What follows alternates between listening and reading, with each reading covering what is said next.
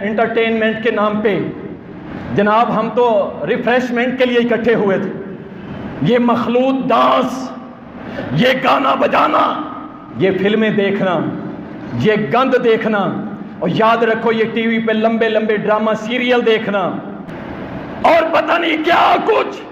اس میں بیٹھا رہتا ہے، حتیٰ کہ مؤذن اذان دیتا رہتا ہے اللہ اکبر اللہ اکبر. یہ کہتا ہے نہیں، اللہ سب سے بڑا نہیں ہے، میری یہ فلم سب سے بڑی ہے، میرا یہ ڈرامہ سب سے بڑا ہے، میری یہ بے حیائی سب سے بڑی ہے، میری یہ بغاوت سب سے بڑی ہے، میری یہ شیطانیت سب سے بڑی ہے. اللہ کی قسم اسی حال میں اگر آ جائے ملک الموت اور آ کے کہے